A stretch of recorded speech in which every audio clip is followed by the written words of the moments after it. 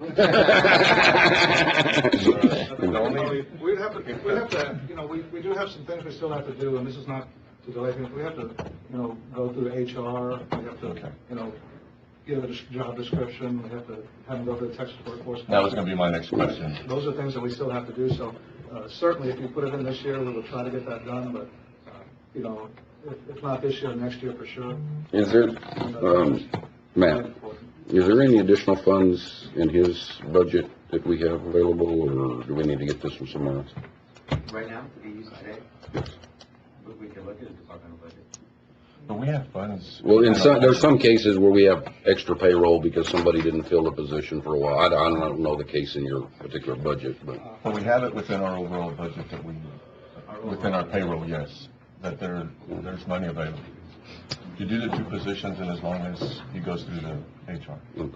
I'll make a motion that we set aside, $4,000 for interns for Judge Cadena's office, and to establish 2 intern positions for that office, and he'll need to go through human resources and deal with that. And we'll take that out of Salary. Matt, out of salaries that we have. We'll have some extra money in salaries. I have a little extra. You have a little extra? Second. Okay, there's a motion and a second. Any more discussion? Matt, for the next meeting, can you tell us where would be the more logical place to take it from? I know Ms. Smith said that she had money there, and I know we have money somewhere else. Okay? To go on. Use theirs first, Matt. But before you start banking money out of pocket, the year's not over. I mean, there is funds within other departments that payroll is not, that we've not hit our payroll, and we're not going to get the dollar amount scheduled. I think that's what Commissioner Miller was getting at. There's money In within the overall payroll budget that we have, there should be funds available, but we'll have to create those positions in his department to do it. Okay. And then he'll need to get. Congratulations, Judge, to you and these young men. Very impressive. Well, they are, he said, today's students, tomorrow's leaders, and if we can attract them to come back to Del Rio, and we need to open those doors. These kids are probably, they could probably get there on their own, but I think when we're in these kind of positions that we're fortunate to be in, we need to break down those barriers, we need to open those doors, we need to do those kind of things, because we want to be able to pass the torch at some point to someone like this, and I feel very, very comfortable with these people that are coming through my doors, and I feel that the profession will be in very good hands if we can plant this seed now. Well, like you said also, Judge, I mean, without him already being an intern within the year, court might have not gotten there. I mean, that helped you at least get through the door. I mean, staying there was up to you, but getting in was, Well, and then he told me that there were very few kids that had letters from judges when they applied for this United States Supreme Court internship. And I was able to do that because he was an intern. If he was not an intern, I would not have been able to use the judge's letterhead. So we want to be able to keep that open. I think this is a very good environment, and I appreciate your support of it. Thank you. Judge, I'd like to say something. You're doing a great thing by allowing them to help out, and they should be compensated. I believe so, and I think they're only going to become more valuable. Yes, definitely. And we need to do something to keep them. In fact, the first intern was only there 6-7 weeks because I had an attorney come and knock on my door. Oh, Judge, is that your daughter? I said, no. Somebody can I offer her a job? And I said, well, sure. It's up to her. And, well, I don't blame her. She went and worked for an attorney and got paid for it. But I think she would have been better served to stay there to see more. But I couldn't hold her because we didn't have any funds to keep her. And so I'm thinking this is the next step. Okay, Thank you. Okay, there's a motion and a second. Any more discussion? If not, all those in favor indicate by saying aye. Aye. All those opposed, nobody, 5-0. Thank you. Thank you. This is historic.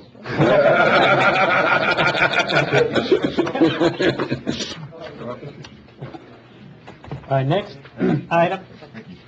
Okay, item 6 we're going to table because I don't know if you know it, but Mary Ann's brother died yesterday morning, so we're going to table her presentation for the July meeting. All right, next we're going to go to item 7, presentation of Carolyn Rutherford, Public Health SR and Preparedness and Response Planner on the Zika messages. No, he's, Yeah, he's, no, she's right here. Oh, here's the front of the morning. Morning. Morning. I'm Edgar from Clinical Disease Management, and I work with the symbiosis program with DFHS Health Service Region 8, and Dr. Wozniak is our regional veterinarian. And so we just wanted to provide you some information on different preventative measures that can be taken to prevent Zika. And Dr. Wozniak is going to share some information about that. Yeah, that's the handouts here. The key thing to do as we now enter another mosquito season is to encourage people to eliminate mosquito breeding in and around their houses by identifying containers that hold water, because that's specifically where these One more. two species that are competent vectors for this virus can select out the sites as breeding sites. Do you have one that you can put up there? You can put there. Actually, I've got the, Well, just so you can But- also see it's right Oh, you want to put it? here. Yeah, if you don't mind. Yeah. This one's covered. right? Yeah. Okay.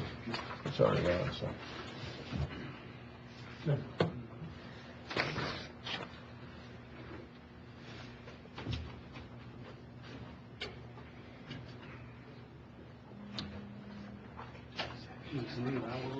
Yeah, you started to turn the knob and you did it. You just need to go the other way. Oh, go the other way. There we There we go. go. So the real bad thing about these is they're very sneaky and they breed in very inconspicuous places.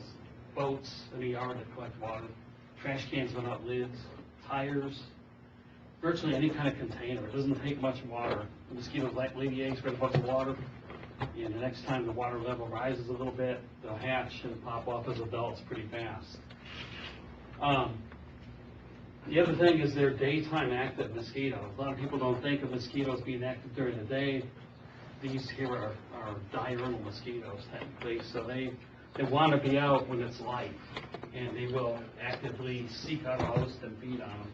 And both of these are very well adapted for living on humans, so they're a very good vector for a human virus, which this is. There is no animal reservoir for this.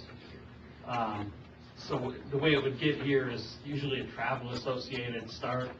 Somebody travels into an endemic area, gets infected with it, comes back, gets fed upon the mosquitoes, and you could theoretically have a localized outbreak start with that. Fortunately, we have not seen that happen in this area as of yet. Cameron County has, however, seen some. As of last year, you may know from the news, they had 6 cases that were locally acquired down there. In the event that we find a locally acquired case, we would work with emergency preparedness and do what we call a Zika response. We'll go out around the area where it occurred and try to find breeding sites and eliminate them and help educate the people in those areas on how to keep it that way. Initiate some mosquito control probably with a company, through company contract, so they would spray for the adults. Although spraying for the adults is not real effective with these two mosquito species. It's pretty hard to do. And then we would also go out and fan around the area within a 200-yard radius and look for additional cases. Because 80% of the people that pick this up won't know that they have it. It doesn't cause any overt symptoms. But as you probably know from the news, it can cause severe birth defects. Is there any one chemical that works better for the mosquitoes to kill them than another? I mean, have you found? Well, actually, there's not a whole lot of choices out there. You got some organophosphates, and you have the permethrin. Well, we've been switching back and forth, Yeah, trying not to get them that's a used. good thing to do, is to rotate your chemicals, because if you keep on using the same thing, it acts as a selective factor, and then you're selecting for resistance for that chemical. So the ones that survive it, they pass their genes on to the next generation, and progressively over time, they become more and more resistant. So rotating chemicals is a really good practice. It's done in farm fields, for crop pests as well. But yeah, that's definitely something that is I'm really glad to hear you say that that's being done. What is the effect on livestock and pets? None. None. No, that virus is a human-specific virus. The only animals that can become infected with it are non-human primates. And even at that, I'm not sure if it's all species of non-human primates or just select species. I know rhesus monkeys can, and probably African monkeys, which is where the virus originated. I have not heard of it, even in South America, being found in New World monkeys. Not at this point in time. So the big thing about the daytime activity is people need to wear the repellent during the day. And at night if you have artificial lighting, because it's a mosquito that's still like being daytime if it's lit up. And so you pretty much have to wear it around the clock to stay safe. So the other thing, even though we haven't had any cases of local transmission here in El Rio, we do know of local transmission in Ciudad Acuña. So we do want you all to remember this and to take precautions. So one of the things that we are promoting is that if it's possible for you to let your community know, for them to be more active as far as cleaning their properties and also taking those measures like wearing Z's and things like that. So different ways that can be done, maybe through your county website, or maybe working with the water or electric companies to have a message on those bills. Or local media. Local media. So we want it more than anything just to let you know that really it's the responsibility of individuals, but we also need your support so that they can also be active in taking control.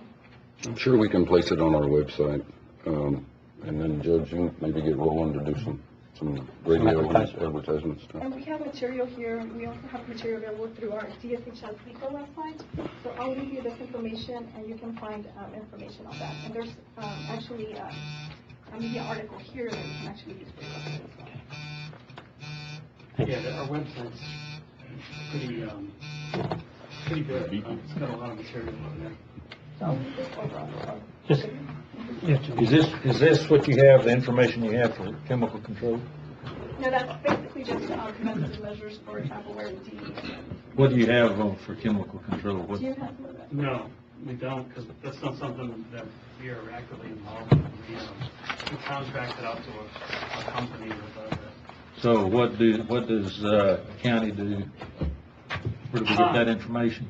Well, actually, standard ultra-low volume spraying has been shown to work on knocking down adults, which is what you want to do in the face of an outbreak. Because it doesn't go from the adult mosquito to the eggs, fortunately. So this is just the adults have to get out and feed on a person that has the virus in the bloodstream, pick it up, and then become infected itself. And then they can start transmitting that. Yeah. I'm talking about where we have constant standing water. Yeah, well, like ditches and things like that are not an issue with these kind of mosquitoes. They're very specific for containers. Tree hole, even an aerated tree that collects water at the crotch of a tree, they'll use something like that. But like a ditch, West Nile mosquitoes, yes, but not these guys. They will not breed in that. They'll lay the eggs on the walls of those containers, and that's the reason that they select out those containers.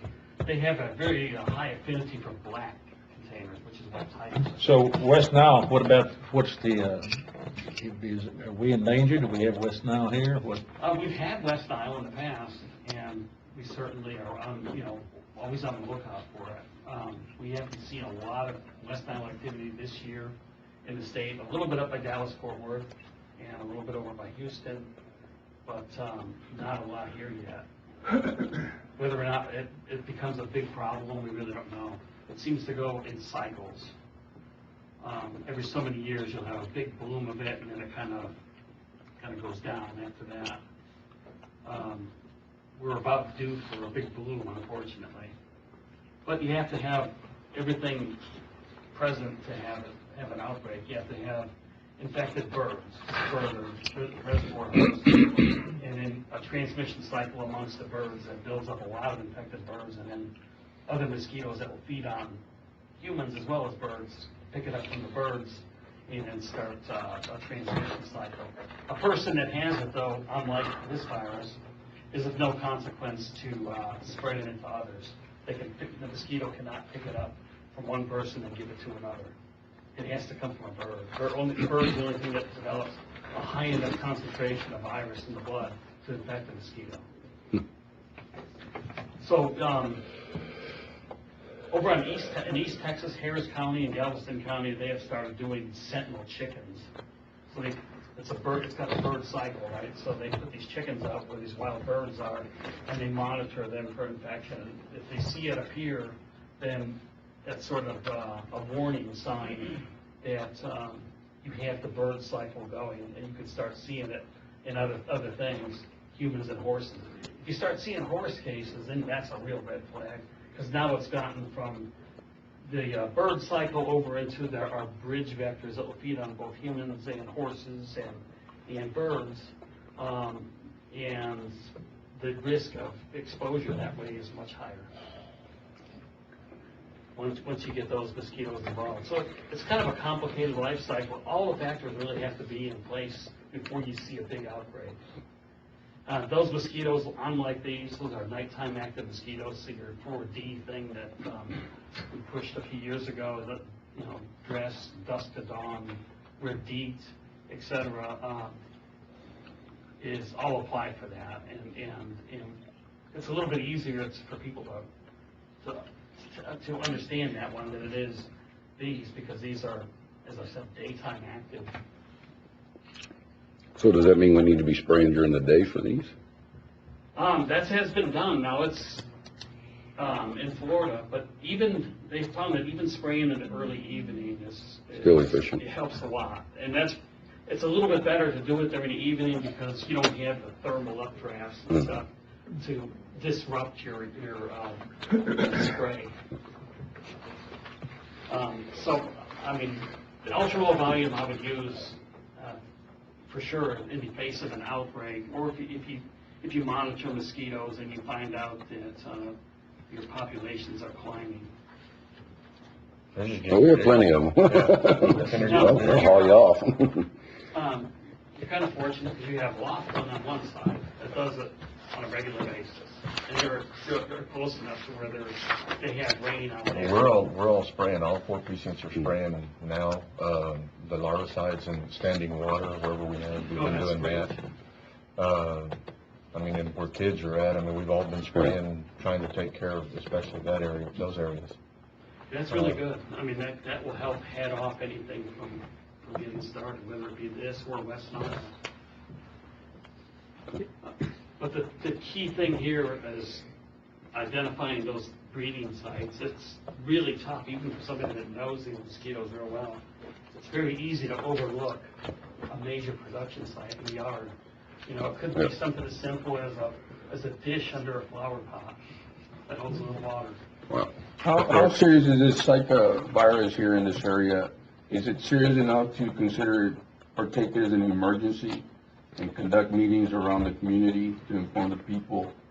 If we start detecting it, and we, especially if we determine that it's local transmission, absolutely, because it's so insidious. Like I said, 80% of people won't know they have it, and unfortunately, what it does is it can induce severe birth defects.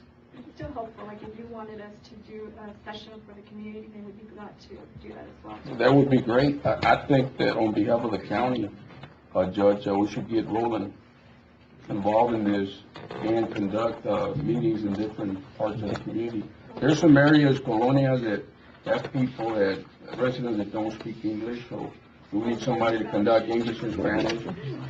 And yes, definitely the people should know the seriousness of this Zika virus in this area. We'll be glad to do it, so feel free to contact me. Yes, ma'am. See, what's a little spooky about what she said, with it being across the border, like dengue is across there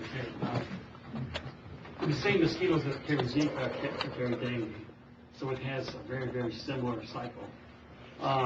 Now you're starting to scare us. Yeah. It just keeps getting worse. If we wanted anything like I said, we really need to just make sure Inform. that we inform others and make sure that we're just taking just those regular precautions, make sure you wear your DEET, make sure you're dumping water, And those are just simple things that you can do, and I think those are really the things that will be more effective. Yeah, and the thing about the dumping of water is it's something that you do it, and then you need to do it on a regular basis, otherwise it'll accumulate a little water in there, and away it goes.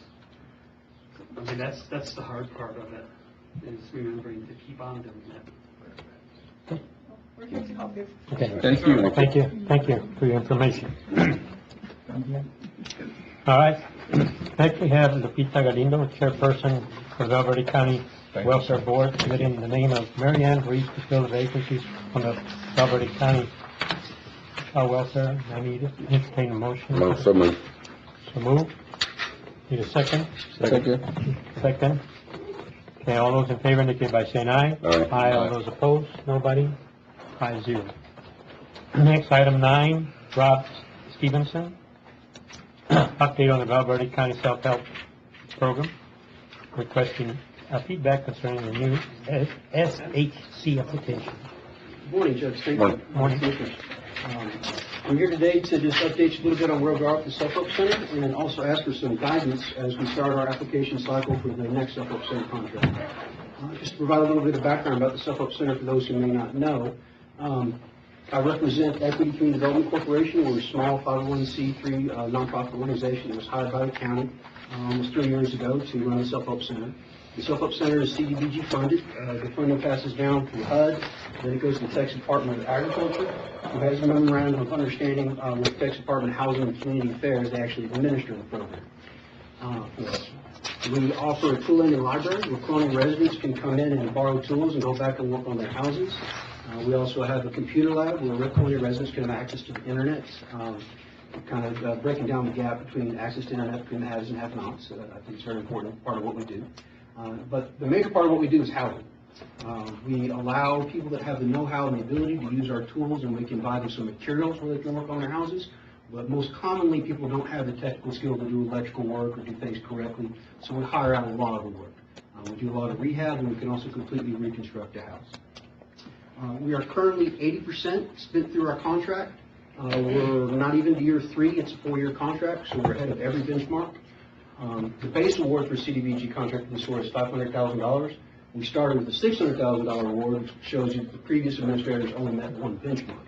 Every benchmark is an extra $100,000 for the county. We've currently met 3, so we're up to $800,000. We're on the verge of meeting our 90% expenditure, which means $900,000. And while I'm here today, if we submit an application on time, pretty much coinciding with our 90% expenditure, then we get an additional $100,000 for a total of $1 million. And that will be our next contract award. I've spoken with the state. They currently have some leftover funding to where they can at least partially fund us as soon as we're able to start the next contract, and then they would give us the rest of the money as it becomes available for a $4 million award. That's great.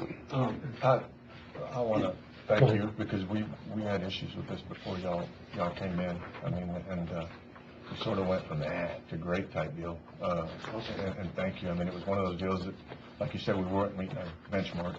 We were on the verge of losing. Thank you. You're welcome. It's my pleasure. It's my pleasure to serve y'all. I really enjoy the opportunity to be here. You've done a good job. You've done a good Good job. job. As far as the feedback point of it, so CDBG, I wrote really briefly in that last paragraph, they've changed some rules.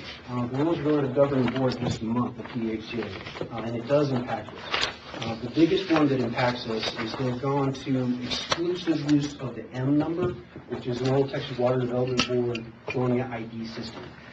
Depending on when it was platted and when they applied for that M number, every colony has got one. Unfortunately, I was hoping, for example, in the Escondido area where there's like 3 or 4 colonies next to each other, I was hoping to make a good argument for the state to allow us to cluster all those colonies into one big one, and we could serve that area. This rule change takes us complete 180. They're only going to allow one M number, and there's only 5 M number colonies in the contract. Another impact is Valverde Park Estates. Technically, that's 2 colonies with 2 M numbers. There's only 4 precincts, so we get 5 colonias. I don't know how y'all have done it in the past with that extra little colonia, if it goes from precinct to precinct. I'm just here to seek advice from you for which colonies you want in. My unsolicited advice, at least unsolicited so far, would be to keep both Valverde Park Estates 1 and 2 in. That's where the Self-Help Center is. We get a lot of interaction with the colonial residents there. Nothing else, what you just said, we can rotate. Yes, sir. I mean, it wouldn't be fair to keep either one I mean, if I do have to, I mean, I'd like to keep them, but I mean, if we needed to rotate one out to pick up another one somewhere else in the county for another year or something, but keep the 4 major ones. Absolutely. What's the status on precinct 4? What colonials are, Ciénegas and? It's really Ciénegas is the biggest one, and I would also ask that we keep Ciénegas in there. We've barely scratched the surface on it, because that's the colony with the greatest need. That's also the colony, even though we're in Val Verde, Park Estates, where our office is, the majority of our applications actually come from Ciénegas. And your folks out there are a great resource for us, Sandra, out there as well. When it comes to Commissioner Nettleton's precincts, I would love to keep town of Comstock in the contract. Currently, we have Lakeview Estates in there as well. That's our fifth one. We've tried. We put up posters. Got zero response from them. As long as we can keep Comstock in there, and then we're fine. How do you reach out to these colonials and make them aware? We advertise primarily in the newspaper. We haven't hit radio yet, which I've heard is very effective. I've also heard the commissioners have good use of Facebook when we do our solid waste collection, so I'm not trying to piggyback on that to get out a little bit of Facebook advertising. But other than that, it's word of mouth, putting up posters, knocking on doors. We have held town meetings in the different colonies that have places to meet. Some colonies don't have that, so it's a little bit difficult to get the word out. What do you have in precinct 1? Precinct 1 is the other tough one. Currently, it's Escondido. However, I would suggest that we go to a slightly larger colonia out there, which is Rise Estates. They have over twice the people of Escondido, and we've got more applications from Rise Estates, but we haven't been able to serve them because they're not in our current contract. Just a suggestion. We need to include all those. Well, because those people are not Facebook exactly sophisticated, or a lot of them don't read the newspaper, and so we need to figure out a way to reach those. And Commissioner, one of the things that on the new budget, I know it's not on the agenda right now, but we're going to try to see if we can get somebody who can help us on public information officer. I appreciate that. To do stuff like I this. appreciate that. All we have at Escondido is a bulletin board when you pull in. That's it. Kind of my idea for the next contract for out there, honestly, was to spend 20 cents on a postcard to hit every single family. We can't put stuff in the mailbox. I understand it's against federal law to mail it to them. That'll work. And it will be a little bit of expense on the budget, but I think it's well worth it. That'll Just a help. little postcard in English and Spanish and get it to everyone. But unfortunately, like I said, I can only pick one out of those colonies that are up there to be officially in the contract. So do you need that now?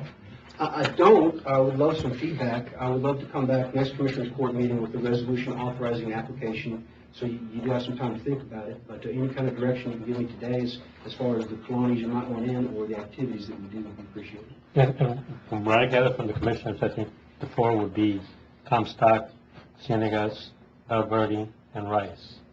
That's basically what they're Yes, sir, saying. and that would be Val Verde 1 and 2 then. Right.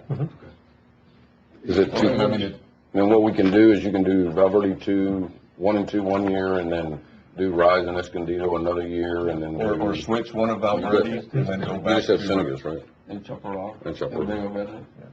I got 3 different colonias down there. Yeah, the other thing I can offer you is we've, since y'all brought us in, it's kind of the roots of what we do. We brought in another program that we spent almost as much money. So we're 80% through a $600,000 contract, but we've also brought in nearly $500,000 in Amy Young funding, which is a program by the Department of Housing specifically for the elderly and disabled. And we've done that throughout, and that's mostly been in Precinct 1, because we also do that within the city. So that's mostly been in. So if we did this now, and like you had said, and we've all said here, we need to come up with a plan to do these now and then rotate, which ones we're going to rotate out on a yearly basis. Yes, sir. At your That way we try to hit. I think that would be the fairest option. And whatever colonies you assign me, we'll do our best to knock them out. The ones that are currently being discussed, to me, those are the highest need areas. One adjustment we need to make is Rise, Escondido 1, Escondido 2, and Rancho del Rio. In all 4 of those, there's not but 154 homes. It's the smallest, least populated. Can we not petition the Water Development Board to unite those into one colonia? I had that exact conversation with the Department of Housing, and they've tried. And apparently, there is no way to get rid of an M number once you've already got it. At least not on books right now. And the issue is, the state at higher levels doesn't want to lose a number of colonials. Yeah. Because you lose numbers of colonials, you lose reports from the federal government, so they don't want to get rid of an M number. Yeah. But that makes it tough on us on a local area to make sense out of it. But And we'd actually asked that when you got the contract, you brought that to us right away, that you had tried and they'd said no. In the past, they've been willing to kind of look the other way if you give a good argument as to why some areas should be included, but their lawyers have gone complete 180. It's M number and that's it. We didn't even used to have M numbers in the contracts. Ours was, I think, the first one that started M numbers, and now they're really being serious.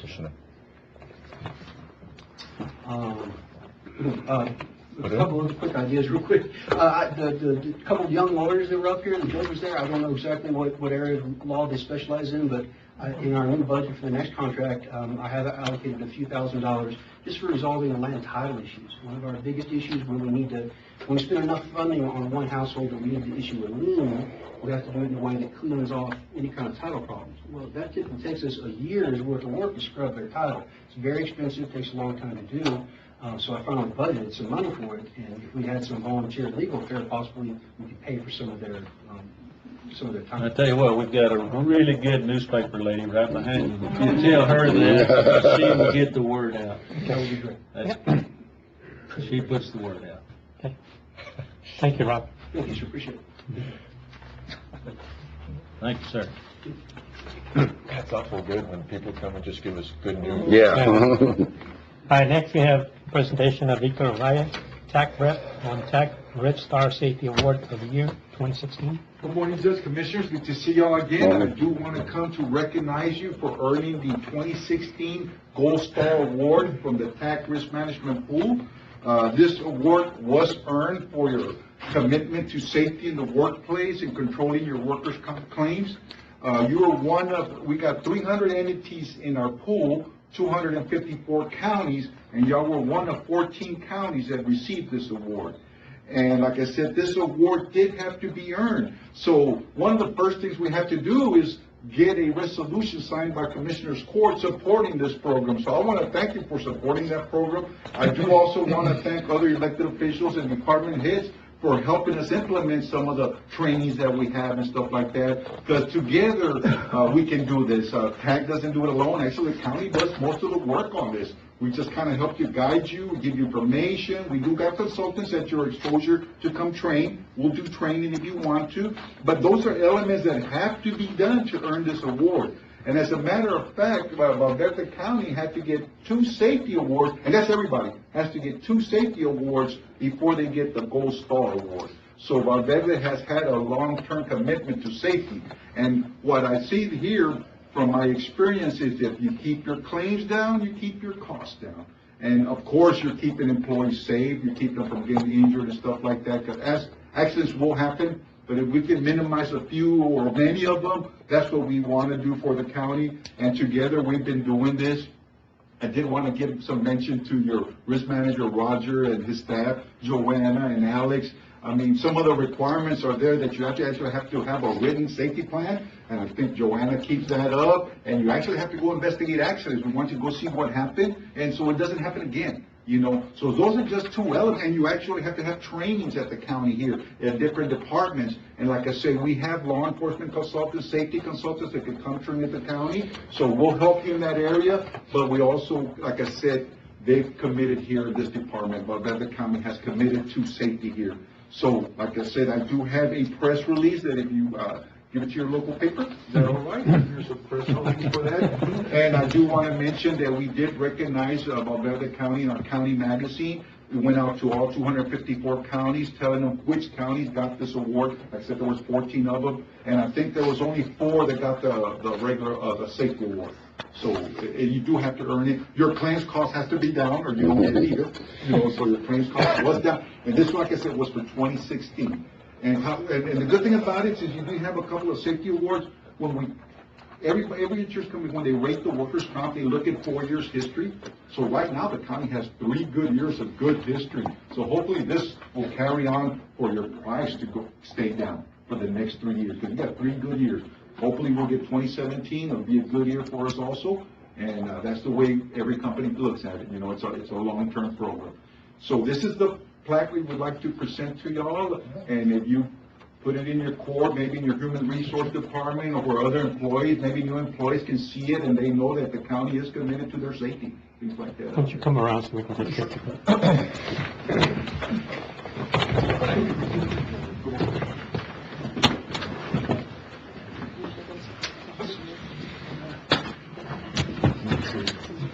That was easy.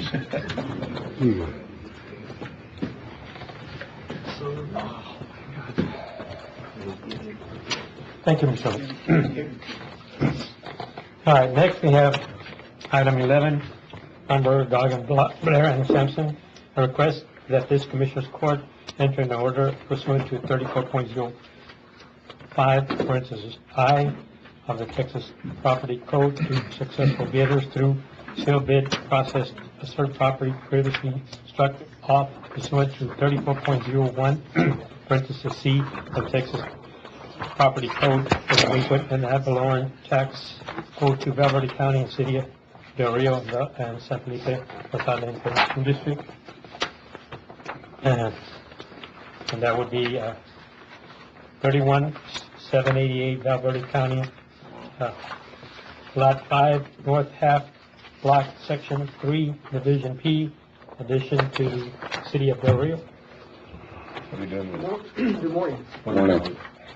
This is in Mr. Wardlow's precinct 1. We went out and inspected it. The county, who wanted the county to purchase the property. That was for the dollar? For $1. Do you need a motion to approve it? Yes.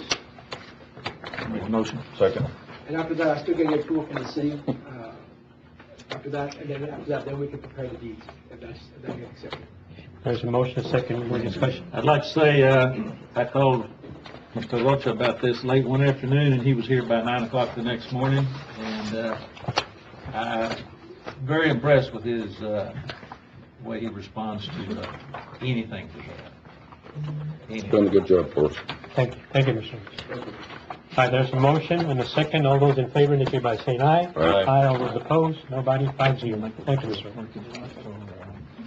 Judge, I would like to say what we plan to do is tear Sure. this building down and make a public parking for the churches, there's 2 churches right there, and the San Felipe X's, there's 1 house over, and because there is no parking in that area. Okay. Precinct 1 can do this, tear it down and pave it, so. It's good. Good.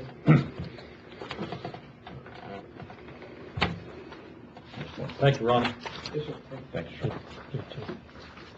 All right, next, project report on DEAA grant, Lafayette Air Force Base Westgate. Good morning. Morning. How are y'all? Good. Good.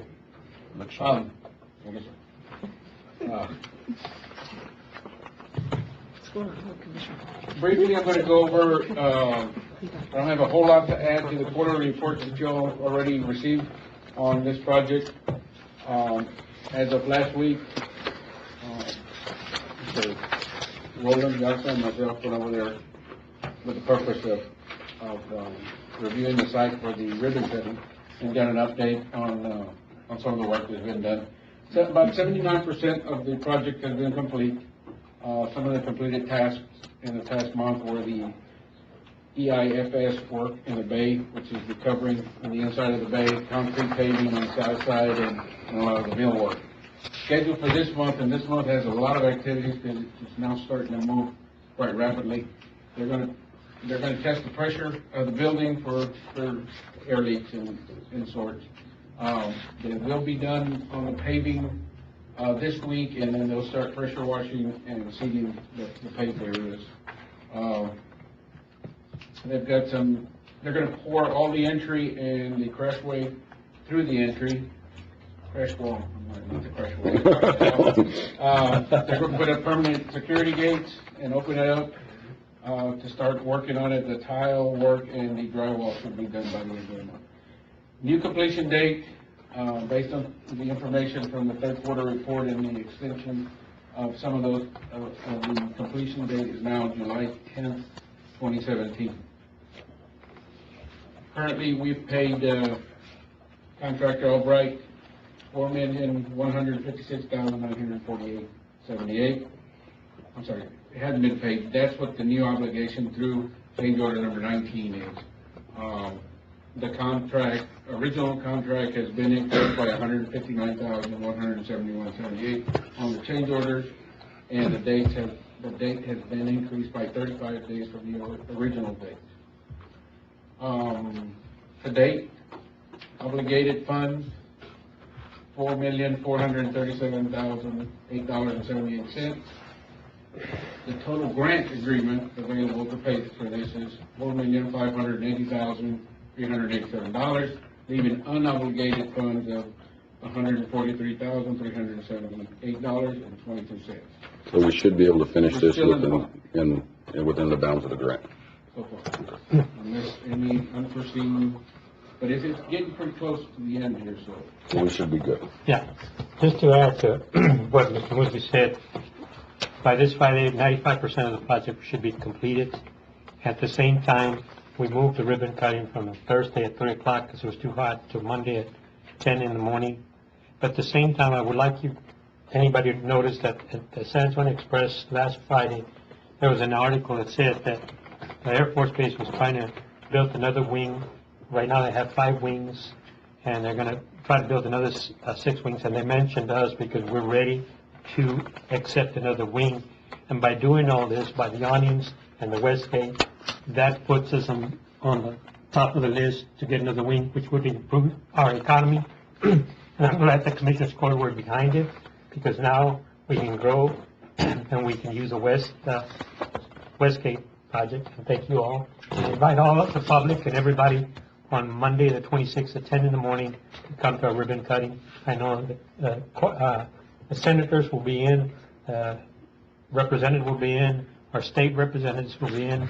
So it's a great thing, and thank you all for supporting it. And it's the first time that one of the generals called me and says it's the first time that a government contract goes out and is done in less than a year. We got the grant and the project in less than a year. He had never heard of anybody doing a government contract at the right time and on time. And on budget. So thank you. Good job. Thank you. Thank you, Mr. Smith. Okay. 13 and 14 are in relation, they relate to the Westgate project. Yeah, 13 is discuss possible action regarding the proposal for Medina Bain Professional Engineers for additional engineering services for the Westgate Defense Control Center at Laughlin Air Force Base. They're requesting, I think I put a copy of their request. Right. Medina Bain is requesting $7,993 for additional services. You need us to approve that? Yeah, yes, sir, I do. What are the additional services? We didn't design the whole project the first time? No, there was actually some bull rock installation where they found the wet springs that they did additional work on, which is legitimate work. Okay. It was something unforeseen, actually on both of these, 13 and 14. Okay. Did you do a motion? Motion to approve. Second. Second. Any more questions? If not, all those in favor, indicate by saying aye. Aye. All those opposed, nobody's not here. You doing it. You started over there. Our next, item 14, discuss possible action regarding the proposal for the Charles Willis and Associates Incorporated for additional architectural services for the Westgate Defense Control Center at Laughlin Air Force Base. This is primarily to cover the additional 35 days that have been extended to the Contract. as change orders have come in, and this would cover his expenses. How much? $7,930. No, 16,000. 7,000. 16,250. $16,250. Okay. And when was the original date of the completion? August. Can you help me with that, Mr.? I don't recall. I want to say. What was your question, Commissioner? When was the original date of completion of this project? August. June the 5th. Yeah. Okay. So they, you may recall a while back, they adjusted their fees to extend it out to July the 10th. Mhm. And what they had done there, they took some of the fees on the resident representative and moved them over to construction management.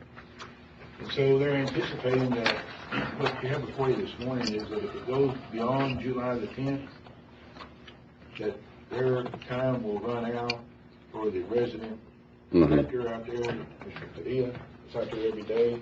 His time actually ends on July the 10th. So if the contract period for the construction actually goes past that time, with Albright's proposed schedule, they're looking at, maybe an additional 3 weeks. So that would be those fees for that additional time, plus the additional time there. So the 8,000, which is 60, I'm assuming $65 an hour for 128 hours, is that additional piece? Right. But if they don't go past that, then we don't use that piece? Exactly. Okay. Motion to approve. There's a motion, I need a second. Second. Any other discussion, questions? If not, all those in favor, indicate by saying aye. Aye. All those opposed, nobody, 5-0. Next, consider an act upon presentation discussion 2017-2018 Texas CDBG Colonial Construction Fund Grant Application Opportunity through the Texas Department of Agriculture. Deadline for submission is September 15, 2017. Thank you, Judge. Good morning, gentlemen. This is an awareness information item this morning that there's an opportunity that currently exists through the Texas Department of Agriculture for colonial construction funds in the amount of $500,000. These are funds separate and apart from the self-help center that Mr. Stevenson was visiting about a while ago. Little different twist to it. These funds come around every 2 years. This year, TDA is going to allow counties to submit 2 applications in the amount of $500,000. And the reasoning behind that is to provide funds to those colonials within the state of Texas that are in the most need. And I want to emphasize that the primary priority for these funds is to provide first-time service for water and sewer. Those are kind of the main priorities. And they score the highest and rank the highest across the state of Texas. Only certain counties are eligible for these funds. Val Verde County is one of those counties. The territory ranges from within 150 miles of the Texas-Mexican border. And to provide funds and opportunities there for those colonials that are recognized by the state of Texas. Val Verde County actually has a number of colonials that are recognized on the Secretary of State's website. There's about 10 to 15 colonials that are recognized in Val Verde County, and Val Verde County has taken advantage of these funds in the past. These funds have been used in all precincts of Val Verde County. Currently, there's projects exist in San Felipe Pastures. Escondido has participated in that. Vega Verde, Senegas, and also Comstock. So everybody has participated in that. What I would welcome would be that the commissioners would maybe provide some information back to us to kind of prioritize some activities that they may want to identify for the use of those funds. The deadline is in, like I said, September the 15th. There'll be some training on this provided by the state of Texas, by TDA, through some webinars and some other trainings to inform the consultants in the counties of this particular opportunity. You need anything from us today? Thank you, Carl. Thanks. All right, item 16, discuss possible. Excuse me. Take a break. Sure. Because this one might take a little bit. Okay. Nah, come on. 10-minute break. Back, now let's get back to item 16. Discuss possible action on the 2017-2018 budget. What we did, Matt and I and the committee, we presented 2 scenarios, one with a 2% and one with $1,000. Now, the reason we did this is because if we go with a 2%, we start getting the disparity between the top and the bottom. If we go with 1,000, we don't lose that disparity that we have. So we proposed 2 of them, and I think the difference, Matt, correct me if I'm wrong, is 25,000 difference? No, that's more. What was the difference between the $1,000 and 2% on the increase? And it should be in your packet there. $60,566. That was with FICA and everything put together, Okay. if I'm not mistaken. That would have been, with FICA and everything put together, I came up with $60,566. I might be wrong. Because one of them was $188,436.51, and the other one was $249, $2.60. Okay.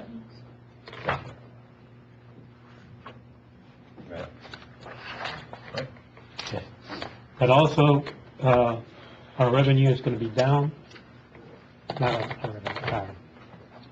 than anticipated. Lower than anticipated. So, We balanced last year's budget using, beginning cash balances and stuff. Correct. And we used $2-point-something million of beginning cash balances and interest and sinking and in the general fund to balance last year's budget. Yes. We don't have that money available this year. So you're $2-point-something million short to start. In current revenue versus current expenses. Yes, have we got any idea of what our, current appraised values are gonna be, or our tax rates, or? We're about $22 million according to this one, $22,765,553 is what we are, our taxable values, what they've increased.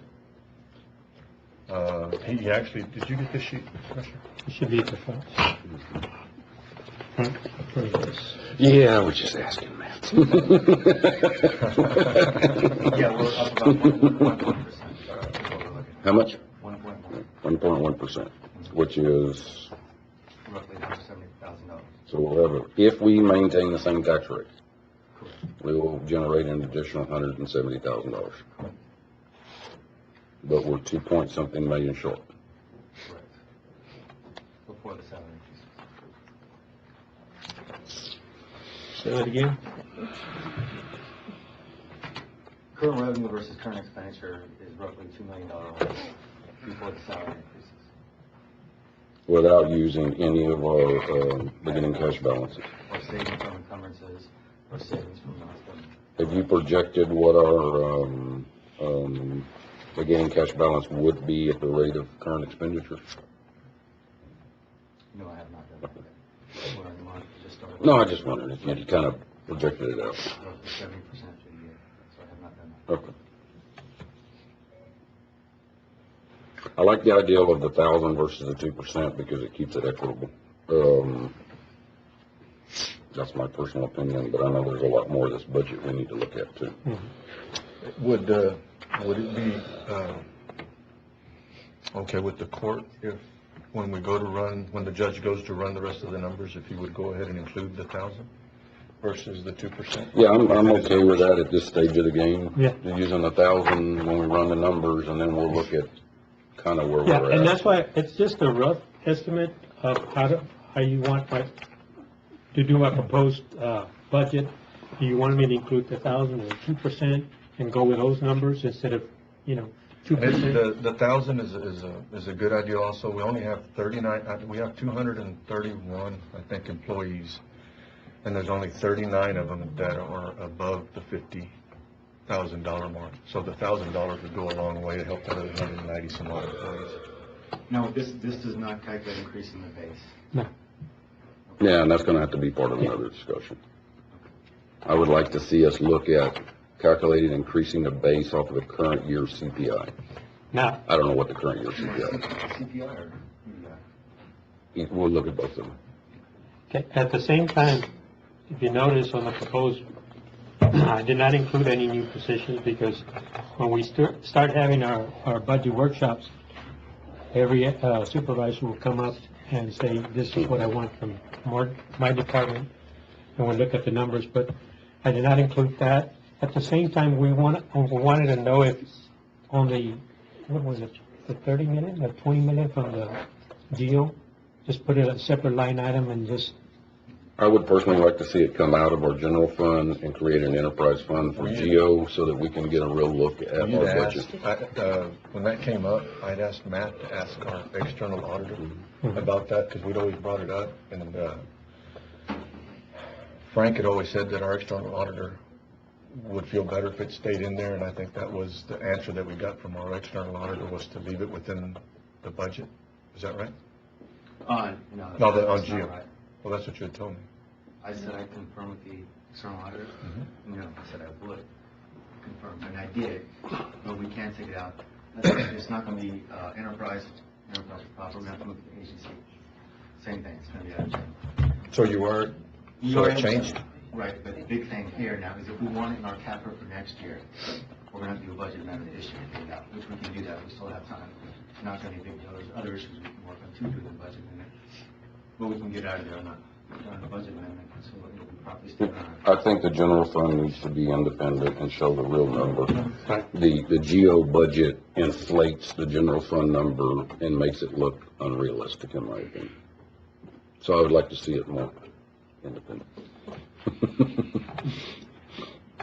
Okay, and that's the input that we wanted, because I kept asking Matt, why is it like that? He says, because it looks good. I said, well, No, No, that's the only reason. it wasn't because it looked good. We asked the question, we've asked the question over and over again, and that wasn't, the answer was, and Frank gave us the answer, was that our external auditor had always wanted it there, not because it looked good, but that's where he wanted it. okay. Well, that was the first answer, but upon further. When Frank sat here, that was not the answer.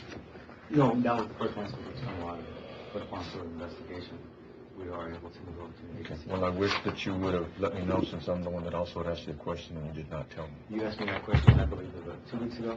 Longer than that. It was when the judge first brought it up that he wanted it moved. And then your answer was that the external auditor didn't want it, but it's fine. Right, like I said, that was not his first answer, but after I went back to him, and I would have appreciated a phone call. Okay, any more discussion? Like I said, this is just a rough, to see what direction we're gonna take. Any other questions, comments? Thank you, man. All right, next we have item 17, discuss possible action on leasing building on 307 East 10th Street. Judge, you want to go ahead and table that? Motion to deny. Second, going to deny it? I'm not paying $9,000 for a Well, building. I did talk to one of the owners, and he said that he wanted $715,000 for the building, or $9,000 a month for rent. Okay. And when I checked the math, right now we're paying $2,900 a month on the 3 buildings. So I don't think it's, I looked into it because I thought it was going to be feasible to cut down our budget, but it's really not. Your motion to deny? Yep. Second. There's a motion and a second. Yeah. Any more discussion? If not, all those in favor indicate by saying aye. Aye. All those opposed, nobody? Thank you. Yes. All right, next we have discussed possible action on the contract funding of LPA. We had, Had some revisions to be made. there were some revisions in the contract, but what we were going to do was take this money out of the funding that will be left over from the Laughlin project. Right. Once it's completed, we will have money available. Matt does not like that. To pay this, I will make a motion to pay this contract, the LPA contract, out of the money that we had set aside for Laughlin, since it looks like it's going to come in within budget. We have not, it's out of the 426? Yeah, well, there should be 900 and something, Well, but they've yes. got it sort of split up. Yeah, so out of the 426. out of the 420. Yes, Okay, so there's a motion. Is that a form of motion? that's form of a motion. Need a second? Second? Need a Well, we gotta second? do it second. Second it? Yes. All right, any more discussion? If not, all those in favor indicate by saying aye. Aye. All those opposed, nobody, 5-0.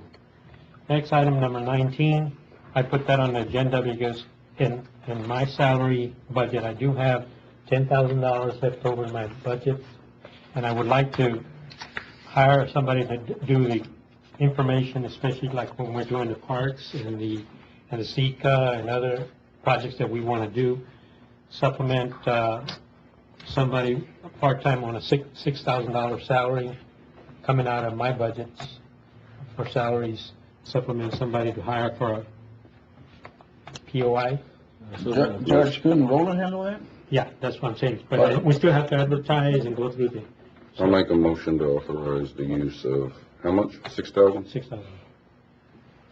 I think. Out of your existing budget. Martin had already said, I'll make that motion. Okay, all right, I'll second it. Okay, there's a motion, second, any discussion? And like I said before, like when we had the public meeting for the park, I think he did a great job, so. He did. But I'm still gonna advertise and see somebody else would wanna do it, $6,000, it's a part-time job. Good idea, Judge. Thank you. All right, there's a motion, the second, all those in favor, indicate by saying aye. Aye. All those opposed, nobody, 5-0. All right, now let's go to item 21, discuss possible action on, for precinct 1 to be refunded from general fund for expenditures made on Escondido State project. Motion to deny.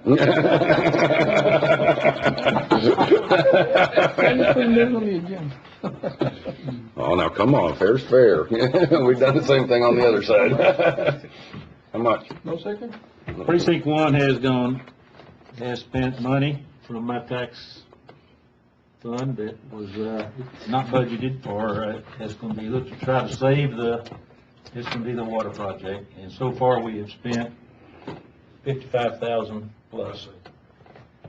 And, I'd like to make a motion that money be refunded back into the tax note, into the precinct 1 tax note. Where do you want to get it from? From this tax note money. No. I want to get it from Matt. Huh? I don't know, that's what I'm asking No you. money on it. We spent, we spent the money out of, we had additional funds, but we used it all for the fire department or not? Out of those tax notes, we used the 2013 one, and then we used part of the 20, we had some, out of the big tax note we did, we had some additional funding left over. Okay. I would, if, send it to me. I wouldn't mind doing this. I think it's a good idea. I just don't like the timing right now because we have some funds that we spent out of here that we're gonna get reimbursed. Is that right?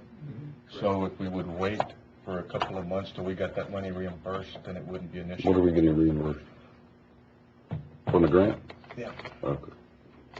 And that fund is really low right now? Right. To where if you take this money out, like I say, I mean, right now, I mean, you'd get it probably if the court would vote for it, it's just that right now it's bad timing, I think. And what about future expenditures What's- on the project? Well, he brought up 55 right now. And 55 is an estimate, we're trying to get the exact number in the software today with the software. We're having Would you have an issue, because it's not gonna affect you right now, but if we waited until next month's meeting to see if we get reimbursed and see where it's built up a little bit, would you? If that's good with you, Matt? Yeah, that's good with you, it's not affecting at all, you're not. Yeah, and you That's a have good funds. suggestion, Commissioner, I appreciate that. Thank you. Okay. All right. So we'll just table that till next month. Yeah. All right, next we have discussed possible action on scheduling final public hearing for Texas CDBG 713076, July 6th at 5:15 p.m. County Court of Law. We're rapidly coming to, end on the water line out here. The county's actually in the, first out right away doing the last leg there, and so we'd like to, by July the 6th, we anticipate being complete.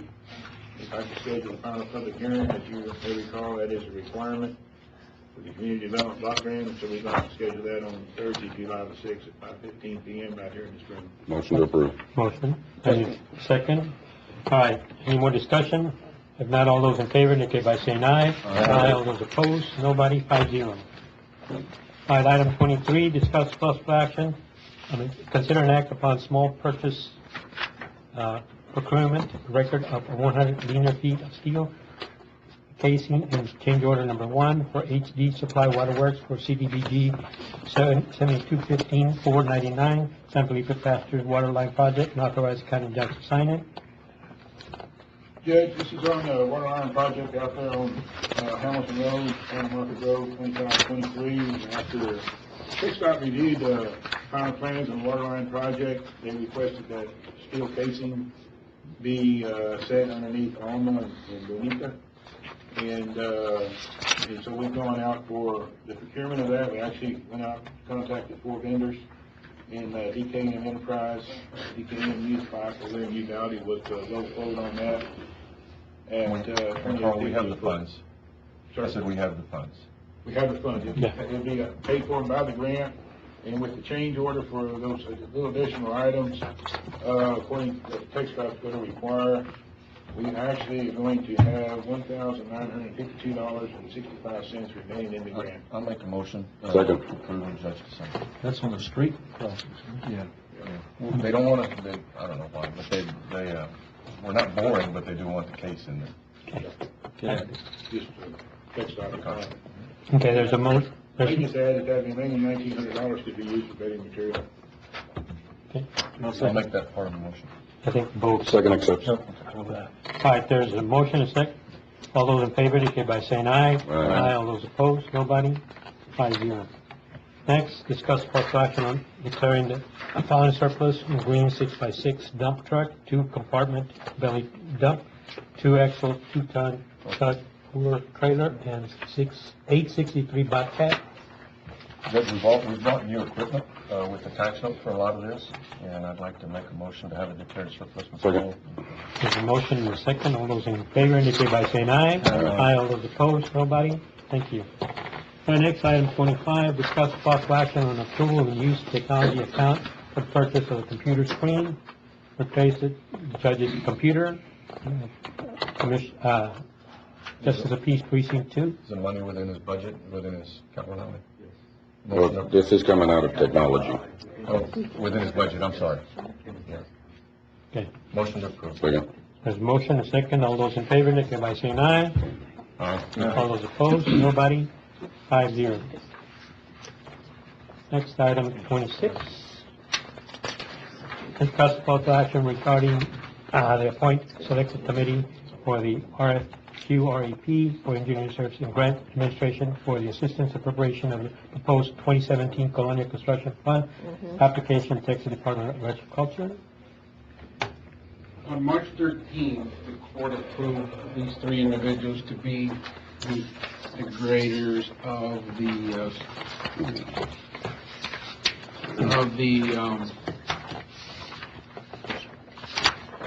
submissions. But one of the persons submitting was one of our, Carl. selection. So he asked to be taken off of there, so therefore the judge and myself remained the 2 persons went ahead and did the scoring for the submissions. I just wanted to show you, the So we need to add an history A. of it. I just wanted to make sure that that was okay with the court.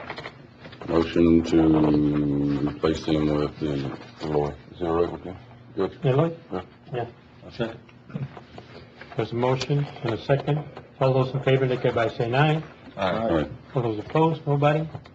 Therefore, with that action that you just took, we're going to have to go back and rescore the submitted on number 26, 7, and 28. Okay. All right. 26. Sorry, number 27. 27. That's actually both of them, administration and engineering. Okay. So let's just table that. That's fine. So you're gonna have to put another member on, right? Yeah. And we'll And we table. already have the submission, so it's just, I just need to get a copy too, then you'll appoint a member. All right. Let's go now with item 29, discuss possible. No, I think that covers 27. 27 only, I'm sorry. Oh, I'm That's sorry. a Okay, I'm sorry. Combined. All right, next 28, discuss possible action regarding the county courthouse and judicial center hold-up panic, silence audible monitoring agreement with Century Security Service. This is a service that we've had, for the last 5 years, but we needed to get the contract renewed. We've been paying it, but we needed to get a contract. These are all. And it's the same dollar amount that it was Yeah. before. It actually included in the commercial account that actually does the monitoring for the burglar, break-in, and fire. So, Basically, we're trying to clean up what we had. Okay. So I'll make a motion to approve. Second. A motion and a second. Any more discussion? Not all those in favor, indicate by saying aye. Aye. All those opposed, nobody. Five. Signature on that? Authorize the judge to sign. Okay. All right, next, item 29, discuss possible action regarding authorizing the request statements of qualification, professional architectural services to design and develop construction plans for the county administration building. I think this was put on by Commissioner Solis. Yes, Judge, concerning the 4 departments that conduct business outside the courthouse, we've been paying rent on these buildings, taxpayers' money for, I guess, over 20 years. And we spent quite a bit of money. We consider that we're paying over $50,000 a year on these 4 buildings. 10 years, that would be $500,000, a little bit over $500,000. I think it's time that we take consideration and to buy land and build our own office building to provide office space for these departments. We're just throwing money away every year, paying rent. I think we should consider this and go out for RFQs. Somebody gives an idea as to how much money we're gonna need on buying land and building a building that'll house this 4 departments. Is that a motion? That's a motion. Second. There's a motion and a second. Any more discussion? Not all those in favor, indicate by saying aye. Aye. All those opposed, nobody. 5-0. Next, item 30, discuss possible action regarding the solicitation of bids for utility infrastructure part of the fiber optics project. Now that the base connection and computer center is set up at the library, we'd like to, IT and myself would like to go forward on the master plan and move forward on getting the construction of the infrastructure to start running the fiber optics from that hub to the judicial center along. And that money's already in the budget. We had like $430,000 between both items. I think that's one line That first item that's phase. carrying over. Yeah, well, there was 2. There's one in the. Motion to go out for bids. Second. There's a motion. We were doing so good. Okay, all those in favor, indicate by saying aye. That's just Aye. I second. All those in favor? Aye. Aye. Okay, thank you. 5-0. No, I wasn't trying to. Yeah, you did a good job. All right, item 31, discuss possible action regarding the addition of new smartphones to the sheriff's warrants department. Motion approved. Second. A motion and a second. All those in favor, indicate by saying aye. Aye. All those opposed, nobody. 5-0. Next, item 32, discuss possible action regarding the budget amendment request from the office of 63rd to transfer $300 from office supplies to copy expense. Motion approved. Second. There's a motion and second. All those in favor, indicate by saying aye. Aye.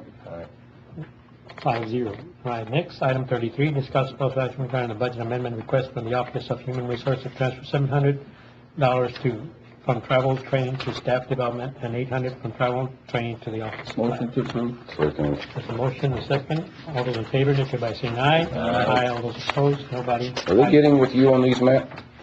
Yeah, I've read it. Yeah. All right, next, discuss possible action regarding the capital outlay expenditures office supply, $8,500 from tax office. Do they have, Yes, it's what this was an item last month when she moved it over from, I believe, Southgate or. no, this is office furniture. She moved it from her capital outlay. Who's this for? Tax office. She moved it, She moved it from her operating into a capital outlay expenditure. oh, Okay. Need a motion for that? I move. Move. Need a second? second. Second. Any more discussion? Not all those in favor, indicate by saying aye. Aye. All those opposed, nobody. 5-0. Next, discussion and possible action regarding the payment of executed purchases not complying with current purchasing policy. This is an update. We contact every department to make sure that what we've got on the list is correct. That's a revision. It was one taken off. They're getting better. Motion to approve. Second. There's a motion, a second, any more discussion? Not all those in favor indicate by saying aye. Aye. Aye, all those opposed? Guys vote aye.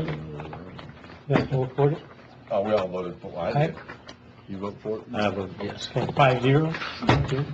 Next, item 36, discuss possible action on the following budget amendment, transfer of 1,400 from the account of 1111-1231-00-1602-22 postage account, number 1111-1231-00, 16,000 office supply. Motion to approve. A motion and a second.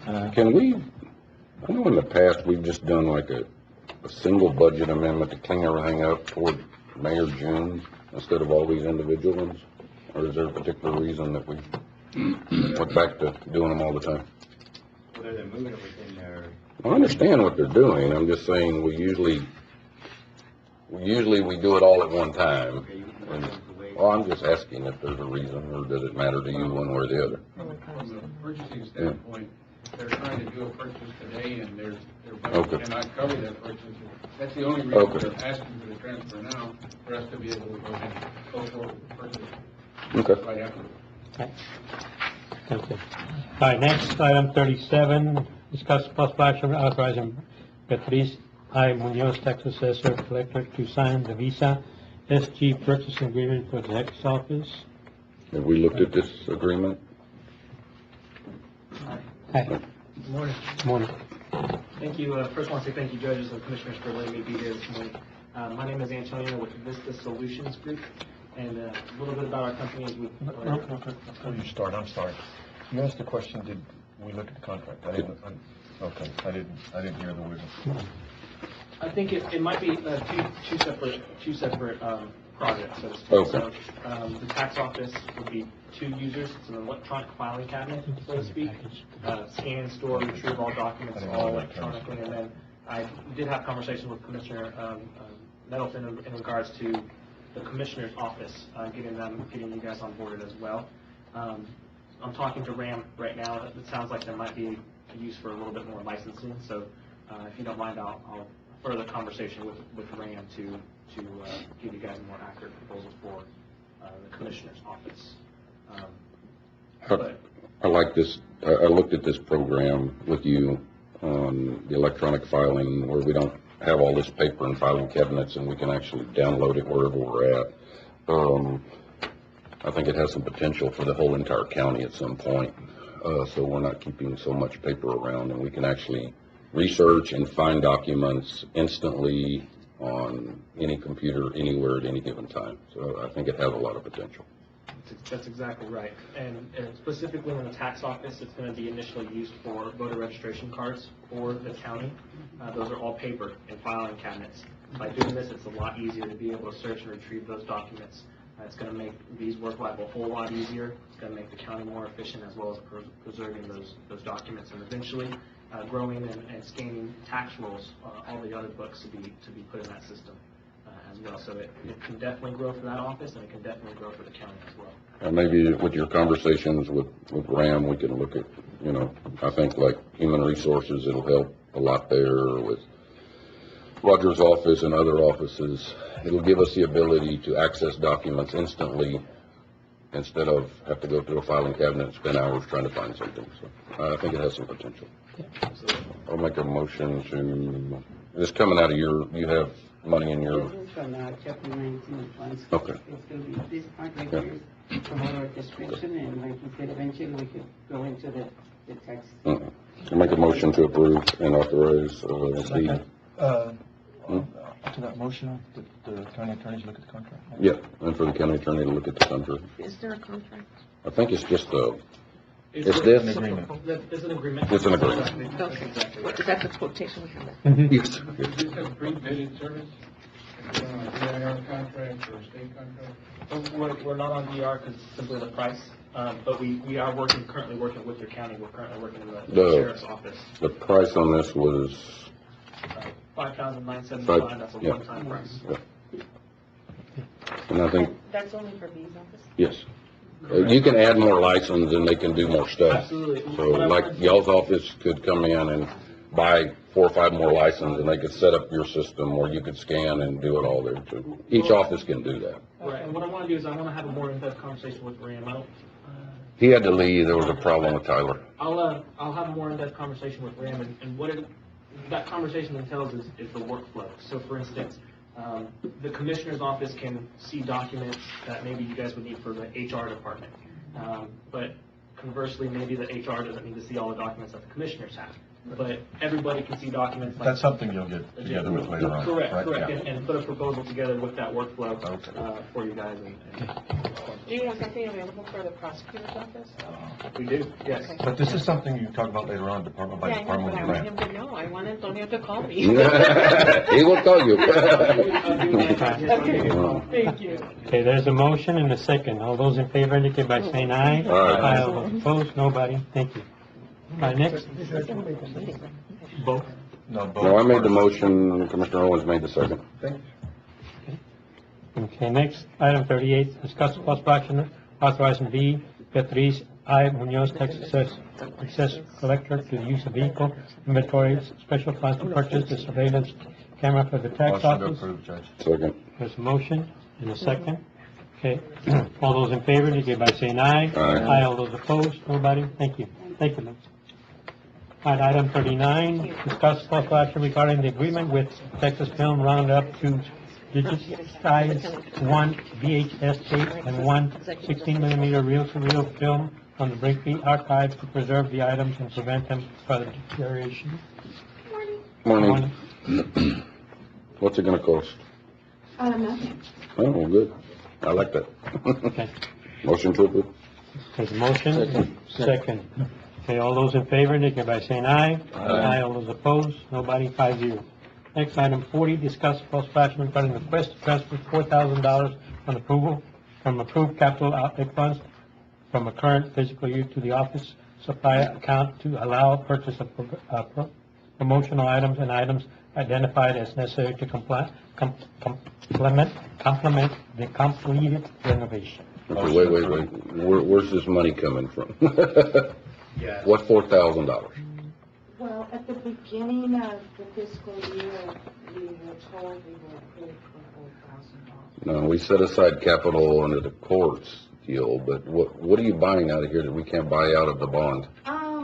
Well, the big ticket items have all been taken care of, but there's some small things. There's a printer that needs a table. Yeah, but we have bond money. Why are we not purchasing it with bond money? Okay, I thought we were out of... So, Aren't we? there's 100, there's still money left. There's still money in the bond. That was the purpose of the bond, to fix all of this. All right. We were provided a list for Yep. miscellaneous Yeah, that we've but- already purchased.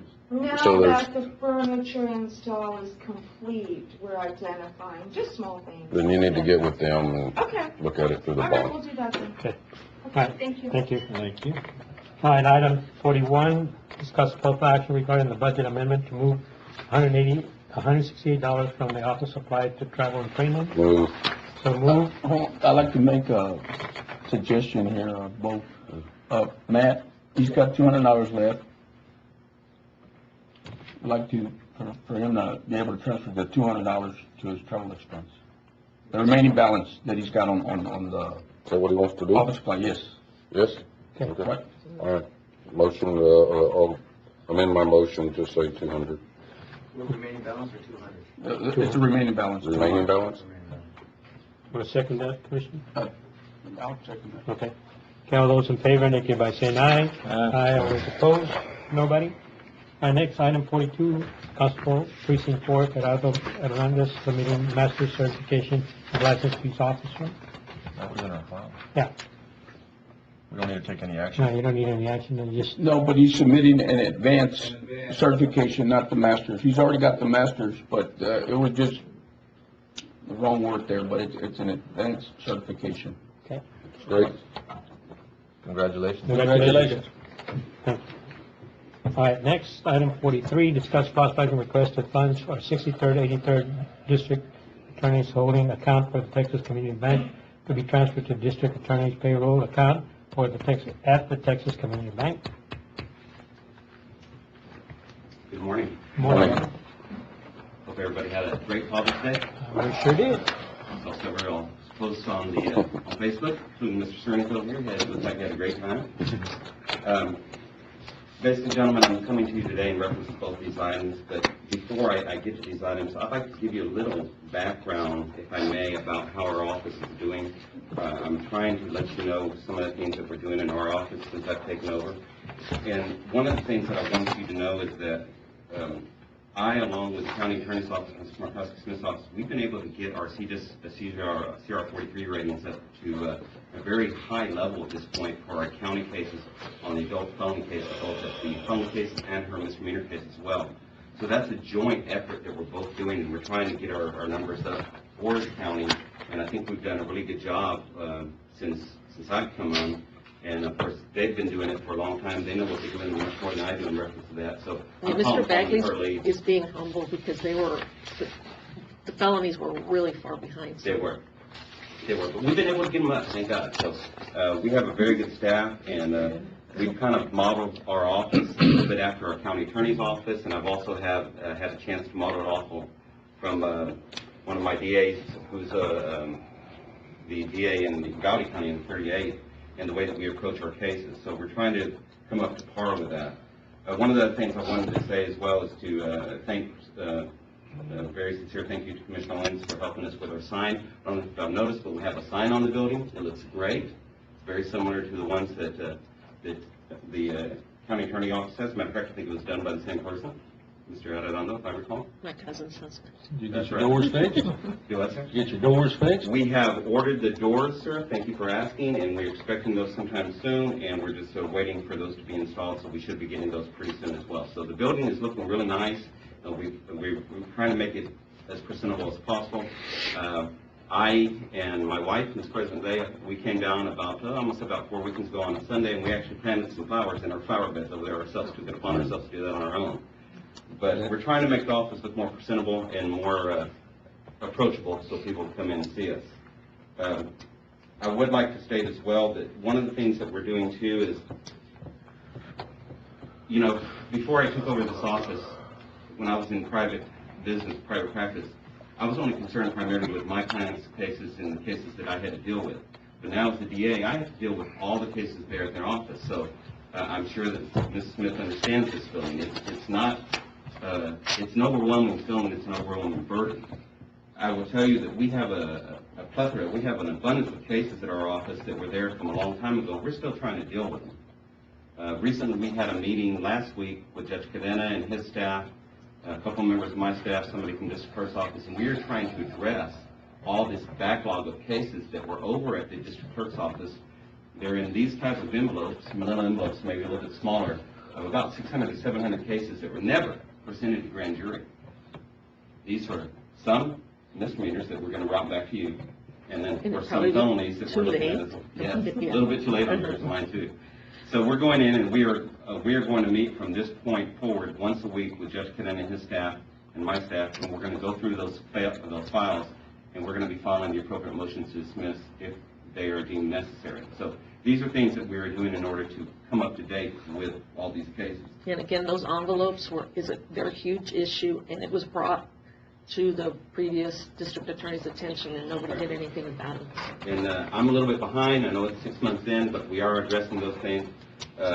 We have quite a few. We have several murder cases. We have manslaughter cases. A ton of sexual assault cases. It's an epidemic in this county. And we also have a lot of aggravated assault with deadly weapons. So we are trying to do our best to combat these things. As we speak today, and I thank you so much for letting Judge Cadena come in and speak first, because he had to get back to this docket today, because we do have a docket with him today and tomorrow. But these are some of the things that I wanted to address and let you know what that we're doing. One other note, we are having a class tomorrow that we are actually sponsoring. I'm not teaching the class, but I'm helping sponsoring it, and it's on the effective courtroom testimony. I sent you guys an email, by the way. We received. And I'm encouraging all law enforcement to be there. They can pick up some good TCO power, and I think it's important for them to be there.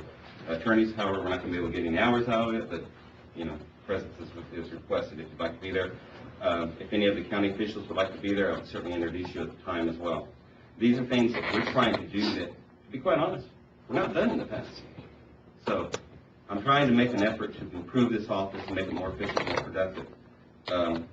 Recently, there was an article in the paper, I'm going to say about maybe a month ago or so, We are currently taking cases where the federal authorities are not willing to prosecute.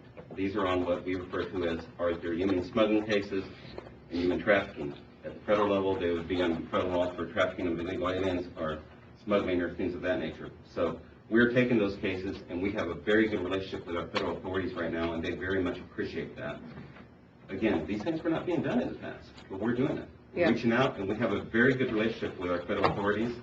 And I personally have a very good relationship, and I hope that's from being practicing in federal court for the last 20-something years. So I've been over there a while. It's actually one of the older attorneys over there. I know, Eloy, I'm older than you, you know. But, and, you know, Eloy and I went to law school together, in case anybody didn't know. So, anyway, those are some of the things that I wanted to bring to your attention, because I want y'all to know what's going on with our office. But getting back to the specific items, we're asking for the monies to be transferred from the DA holding account over to our payroll account. My understanding is that we have approximately in the DA holding account about $149,000. Is that correct? And we're asking that the entirety of those funds be transferred over to our payroll account so we can continue operating our office. We are at a position right now that we have in our operating account right now, when I was in private practice, this is referred to my operating account. This is our DA payroll account. We have probably less than $4,000 in there right now.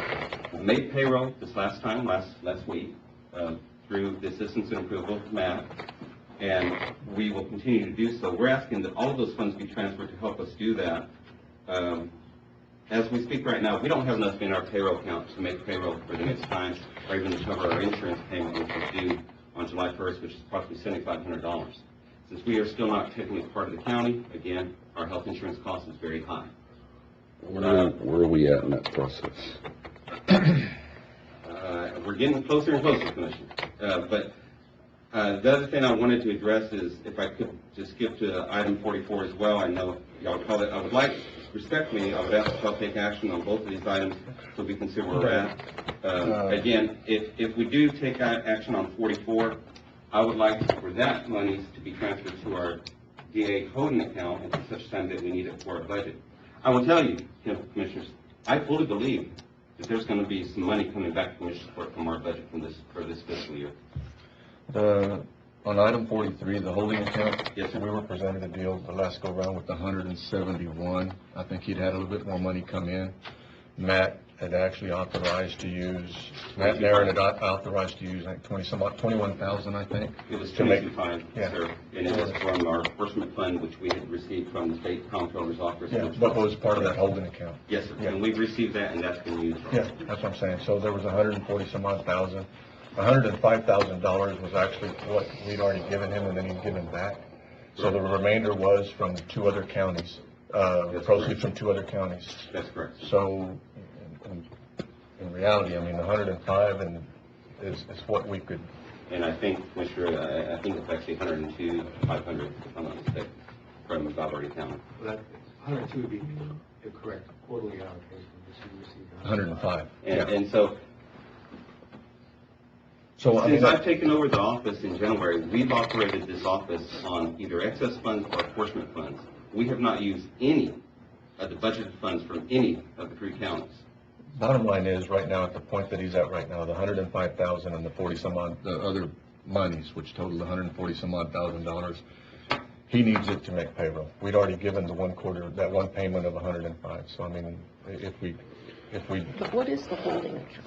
I mean, why does he have to get your permission? Right? It's just what they call it. Because we made an order that all those funds get put into a holding account under the court's control, and it cannot be released without Commissioner's Court approval. So, but you don't want a holding account after this, right?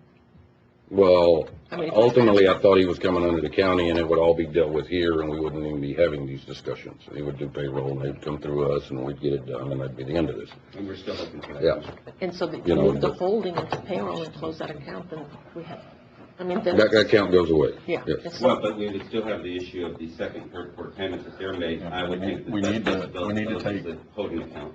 My opinion is we need to take one thing at a time. I think we need to make sure that we get your employees paid. We'd already given you the 105. Then you came back and gave us money back. Yes, sir. Which included not only our 105, but monies from other two counties. Yes, sir. That's what this is. So, I mean, he needs to get his employees paid. If we released the 105 and or if we released all of it, I mean, we'd already given it to you once you just brought it back. I mean, so in essence, that would make your payroll, that would take care of your people for the rest of the year. It possibly could, sir. Yeah. And we still have one other payment lacking from Terrell County for their fourth quarter, which is going to be approximately $6,900. I mean, if we were to take action on that and release those funds, that takes care of you for the rest of the year. And then we I can't address, guarantee that, but it's going to be real close. It's Yeah, gonna but be you very can close. come back in September if we need to, or August. Right, it's going to be very close. I don't, Go ahead. I don't think that when you gave us the 100 and some odd thousand, 150,000 or whatever you brought us, I mean, you were giving us money that, from two other counties that maybe next time you don't give us money from two Well, other sir, counties. unfortunately, I had to do that because I'm under a standing order from Judge Cadena. It was pursuant to that section in that article that we have to do that. It's the stuff we looked at either way. He basically designated Valverde County and the county treasurer as the designated treasurer. to I understand that, receive those but you gave us back 150 some odd thousand, and that money, at the end of the day, you should have given back what was ours, not Right. what actually was given to you I from somebody understand. else. Make a motion, do you? Go ahead. But you're so good at it. Go ahead. I'll make a motion to release the money out of the holding account for the DA to be put into his payroll account. Second. There's a motion and a second. Any more discussion? Not all those in favor, indicate by saying aye. Aye. All those opposed, nobody, 5-0. And then item 44, discuss possible action regarding action to request second and third quarter in-kind contribution from Valverde County. I want to know when we're going to get, if you're coming under the county and we're going to operate as a county department, when are we going to do that, and how much longer is this going to take? Or are we even going to do it? If we're not, that's perfectly fine, we'll go a different route. But we've been at this for 5 months, 6 months? 6 months. 6 months. It just doesn't seem like complicated to get this issue resolved. I don't understand why. I would. If your intention is not to do it in this fiscal year and do it next year, then that's perfectly fine. Mhm. But I would just like to know where we're going, Yes, sir. instead of every month we keep dealing with the same issue over and over. I don't know that is it feasible and is it something that we should consider doing at this point? We're almost at the end of our fiscal year now, or should we wait until the start of the fiscal year? In response to your question, yes, that's what I still intend to do, and that's what I want to do. But again, it's really up to Commissioner's Court as to. It's not up to us. Well, I mean, I we've feel already it's going to said, be put on the agenda. He brought up the question this year, next year. I mean, we're so far along this year that I think we should work to try to get you set up for next fiscal year. And I would. That would just be my opinion. I don't know. I would tend to agree with that, Commissioner. The second and third quarter, and again, this is just my opinion, but I'm going to go ahead and throw it out there. You're requesting a second and third quarter in-kind contribution. Yes, sir. You've managed to make payroll and pay everything without the contributions. And I think with some of the stuff that I've read, when we give you this money, it's because you need it. Yes, sir. So, and again, it's just my opinion, not a court opinion. But if I was to give you the second and third contributions, I mean, we'd end up having to get it back anyway because. There's a very good possibility you're going to be getting some of that money back. Yes, Well, sir. I personally can't see paying you the second and third quarter when we've given you one contribution that's actually helping you fund your department. So I'm going to give you your second and third knowing that you don't need it. At this point, I don't.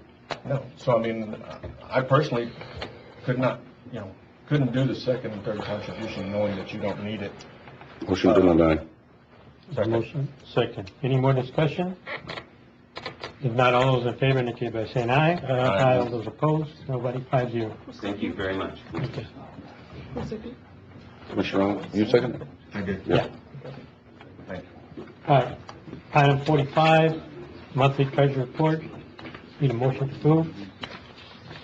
So moved. So moved. Let me look at it. You're not here anyway. Anyway, Okay. okay, there's a motion and a second. All those in favor, indicate by saying aye. Aye. Yesterday. All those opposed, nobody, 4-0.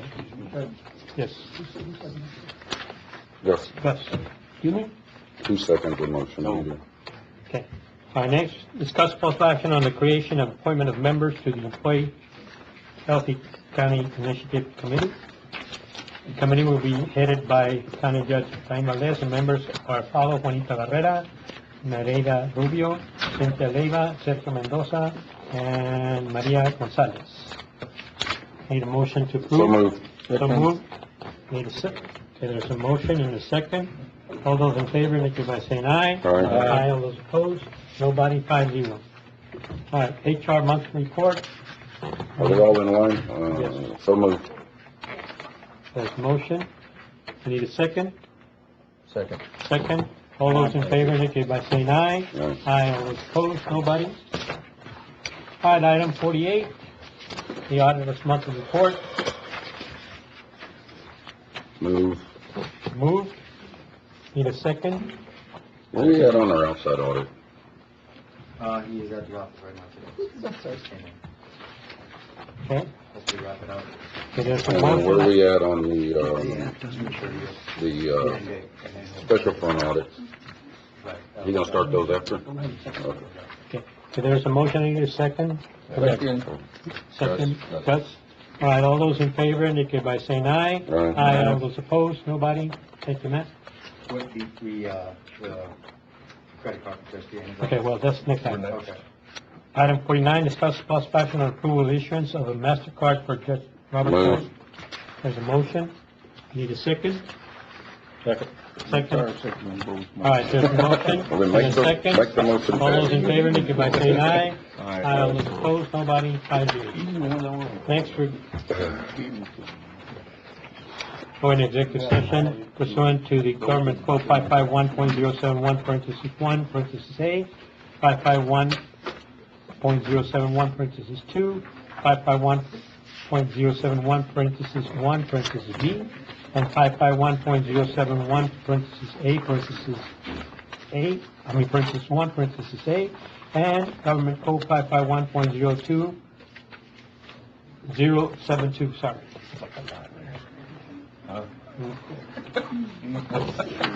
All right. 7:23, no action was taken in executive session. We don't have any, do we have approval of subdivision plan? Approval of certificate of compliance, none?